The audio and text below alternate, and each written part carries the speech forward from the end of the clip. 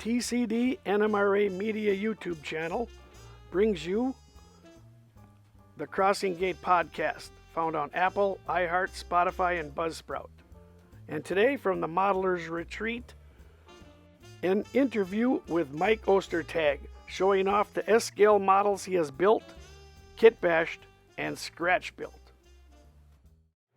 All right, Mike, what did you bring us? What do you got to show for us today? All right, well, let's start with the freight cars. I brought some ready-to-run box cars that I've modified. These are made by Displanes Hobbies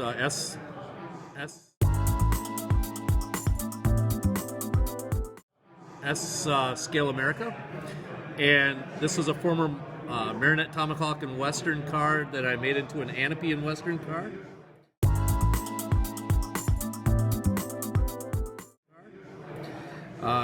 Is that a kit? No, it's ready to run. Actually, yeah, they make really, really nice stuff. A lot of more '70s era type things, but really, really cool. It's kind of nice to have.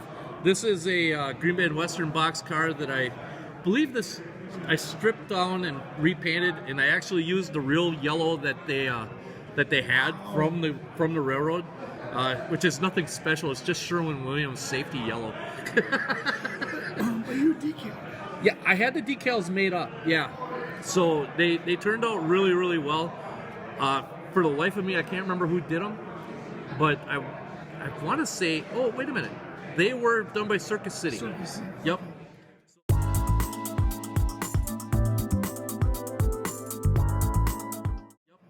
So they were really, really done well. That is short.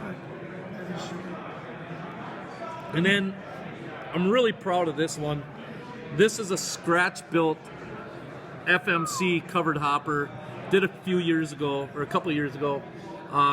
It started off as a Pullman Standard 4427 outside rib covered hopper, and everything from this rib here to the exact same rib on the other side, everything in the middle is scratch-built panel.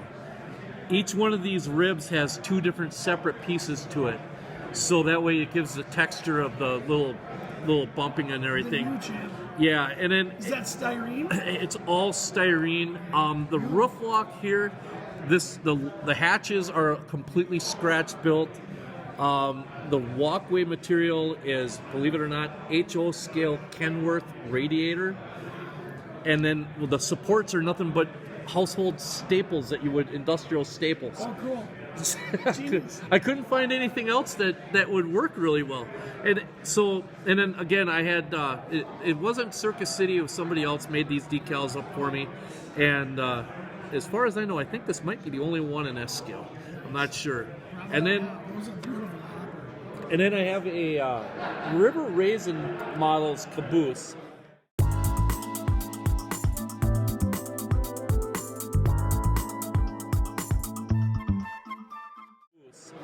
And I'm just going to spin this around so that you can see this end. This is what the factory end looks like, and the factory side. So, which way do you want? I want the end. Oh, you want the end. Okay. So, this is what the factory end looks like. And I'm in the process of this is the modernized, quote-unquote, version. And I'm more modernizing it, I guess. Is that even a word? Yeah, it is to me. So, the one that I'm making has yellow ends on it, so I'm in the process of putting the yellow ends on, which on a brass caboose is kind of a pain in the rear end, but hey, that happens. And of course, me being me, I have to pick one that has a non-standard regular window on it. Oh, no. So the real version had only one side, at one time had a sliding screen across it. And then by the time I'm modeling it, that was been removed except for the top rail. So, of course, I got to do that. So this is kind of where that project's at. And eventually, there will be solid red LEDs on each end that are going to be controlled by reed switches that are set in the window. So that way you could turn on and turn off each end separately. So, nice. That's that. And let's see here. I have my scratch-built styrene engine house. I've been working on this for a little while now. It's kind of the main structure as you walk in the room on my layout, and it's all evergreen styrene, structural shapes in just sheet styrene. Now I see you got lighting going. I'm working on the lighting, yeah. Lamps here. Yep, I've got that, and then this does come off because it's not on the base. And my friend Tom Johnson, some of you guys might know him from Model Railroader and stuff like that. He actually taught me how to use masonite bases for my structures and do all the scenery on there. Drop them in as they go. So the interior of this is a dirt floor. The dirt floor the dirt on here is actually dirt from work. Nice. So it's actually railroad dirt that I used, and then I just kind of made I'm not very good at making oil stains. It looks like it. But it's function over beauty, I guess, so to speak. And then locomotive-wise, this is my Farland terminal switch engine. Looking back on the display there. Yeah.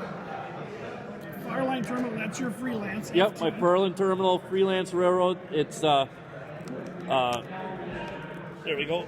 That's going to be the lone soldier for my railroad for the time being. So I'll zoom in here because I see an NW. So yes, this unit is supposed to be a former Norfolk and Western SW9, and so I decided to ghost the NW, and basically it was pretty simple. The unit is factory painted black, and I just put a coat of dull coat over it. Then I went and I took some tape, cut out the letter NW, and then put 2 more coats of dull coat over the top of that, and took the tape off and created the ghosting effect. And you kind of got to see it at the right angle, but it works. It works, you know. So what is the original switcher? Is that the original switcher was a undecorated black. But what's the manufacturer? Oh, I'm sorry. S Helper Services. S Helper Services. Yeah. And that's like a SW. What'd you say? That's a SW 1200. 1200. Yep. So. Yep. And I'm using, if you hadn't noticed, I'm using Sargent couplers on all my equipment also.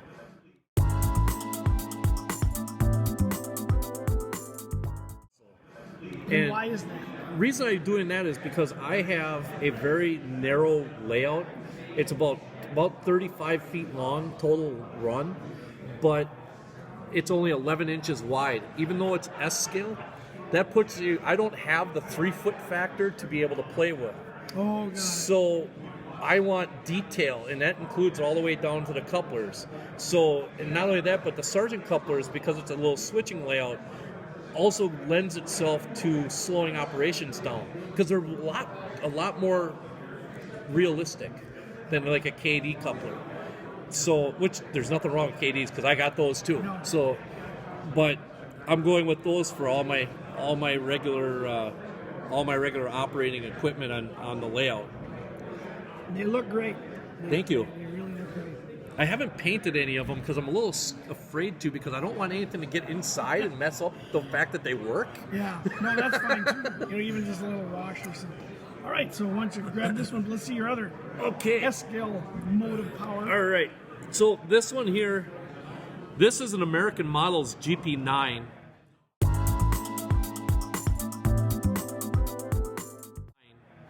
And if I could, it started out looking similar to this. Okay. So that's kind of what it started out looking like. Now, one nice thing about American Models GP9s is they give you the stuff to do all 3 phases of the GP9. It's not perfect, but with a little bit of ingenuity and some time and a little patience, you can make everything just like you want it. So I decided to make a Milwaukee Road GP20, and some of the details that I've got on here that I've done is I actually put on here the old bracket on there for the old winterization hatch that was on there, Interesting. as well as the winter plating around the lead intake fans. And I also have them on it should be on the grill also. And then just chopped the nose, redid the numbers, and I have to say, Luke Lemons, my friend Luke Lemons, carved, before they became available by Lines West, he carved the ox yoke out of a material called wren shape.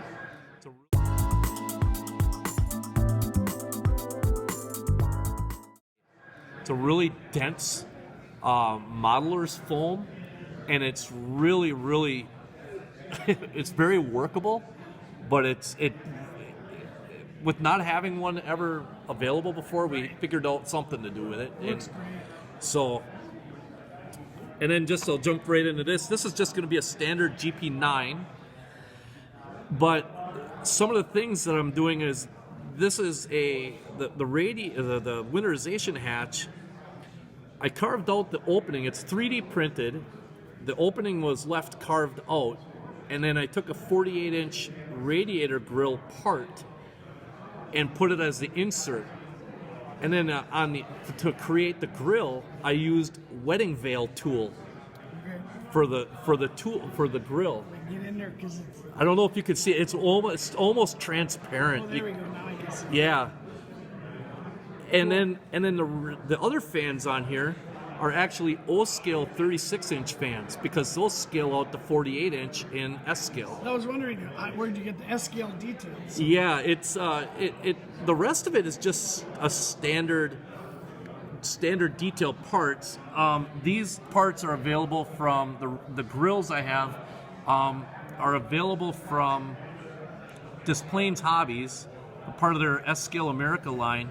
And then I just carved out, they're the GP18 radiator grills, and I carved out the middles, and I just put grading in my own grading in there to create the GP9 effect.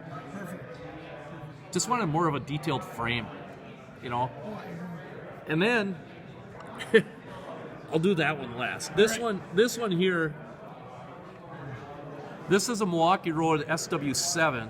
It started out the same as my Farland terminal engine, as a SW1200, but I cut out the entire center door section because an SW7's doors are completely different, and I scratch built the entire door section and door panels. I don't know what type of drugs I was on when I decided to do something like that, but I think it looks pretty good. The louvers are from Archer. Oh, okay, so like almost a decal. They are, yep. They're those resin decals that you can get from Archer. They're really, really cool. And then the exhaust stacks, I believe, are from BTS.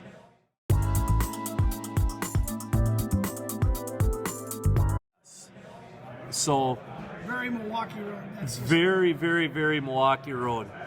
So Will that be a terminal railroad, or is that going to be a Milwaukee?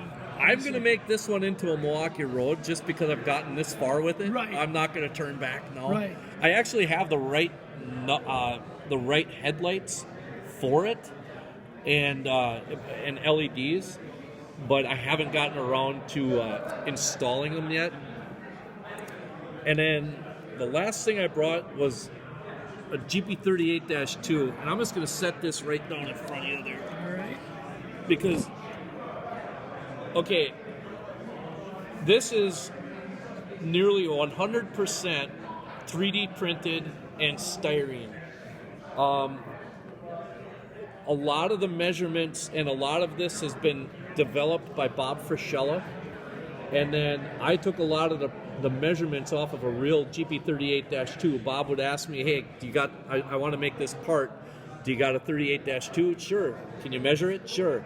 I'd send him the measurements. He'd make the part and design the part, and then we'd have Shapeways print it. So there's a lot of really kind of unique things with it. The pilots are actually designed to take, I believe it's 60 thousandths by 0.188 styrene, and that keeps the that'll keep the. I don't know. We have it set up so it's slotted. Oh, got it. Okay. So that way you can just make whatever length chassis you need to create the locomotive that you want. So you can put EMD trucks under. You could put anything. You can make this into virtually anything that has this style of pilot. And then the fuel tank is another thing that's pretty unique on here, because instead of having a manufactured fuel tank, we decided to just make the ends. Right. There's a website out there, and I can't remember it, but it tells you the length of all of the second generation EMD fuel tanks. So if you wanted an 1,800 gallon tank, you just by the ends, and with styrene, you just make the styrene ends. And then it's wrapped with 20,000th V-groove sheet styrene. That's it. So you can make whatever size fuel tank you want. And then I have this set up with Stanton drives, which means the entire inside of this is hollow. So right now, this is a very light, very, very non-functioning locomotive yet, because I'm still in the process. It's very much a project. Right. So no, it's a fun project. Yes. Oh yeah. Side frames are 3D printed. Side frames are 3D printed, and they're designed to go with the Stanton drives, and yeah, that's about it. And we have several different long hoods too. There's one with 38-2 with a dynamic brake. I believe there's 39-2s, and I believe there's a GP40 out there, or a 40-2 or a 40 out there also that he's made. So, how do you feel about the Stanton drive's pulling power? I don't know yet, because I haven't gotten to that point with this, but I have learned enough from friends of mine that have them to say that as long as you weight them a little bit, they usually do pretty good. That's pretty. That's very pretty. Well done, Mike. Thank you very much. That's some nice modeling. That's some really good modeling. So now you and our buddy Andy, yes, have started something else called the Second Section Podcast. Yes.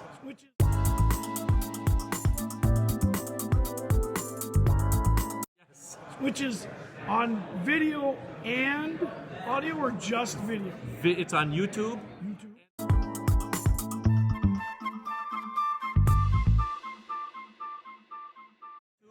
And then it's also on, I want to say it's like a bunch of different audio servers. Okay, right. No, you don't have to name it. But you can just listen to it. It's similar to the Crossing Gate. It's a whole bunch of audio ones as well. Right. So so the audio version of the YouTube one is downloaded, or no? Is that something separate?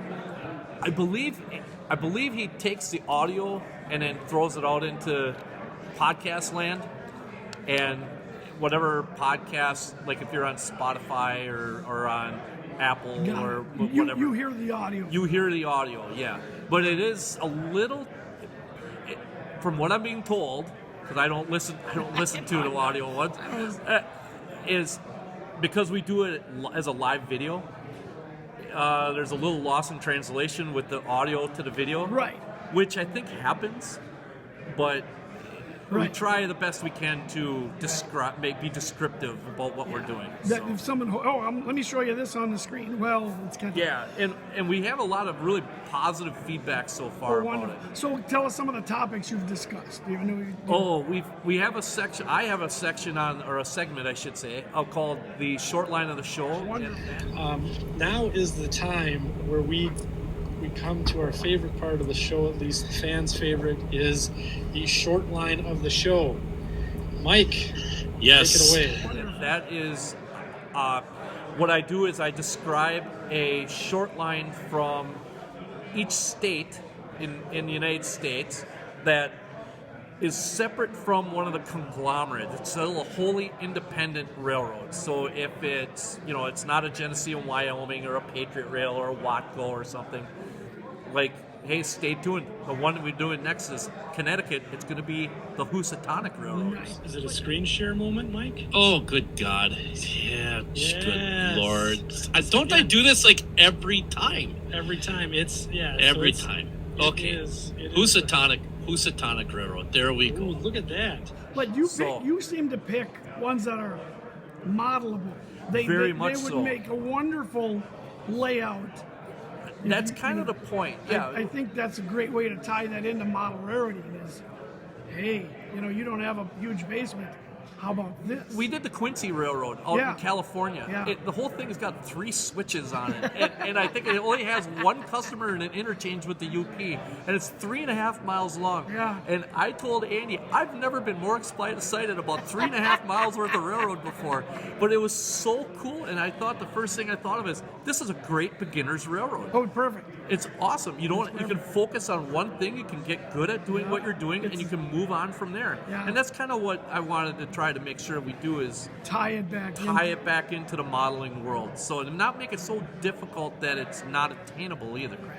And so on YouTube, the second section, is it a number 2 ND or is it spelled out? It's spelled out. Spelled out second section podcast. I'll put links in here. And yeah, check that out. I think you and Andy, you guys had wonderful guests. Oh, thank you. Yeah, our guests have been amazing. Amazing. We're going to have to get you boys on there one of these times. Yeah, Tom Klomoski is always a good guest. William Sampson. But no.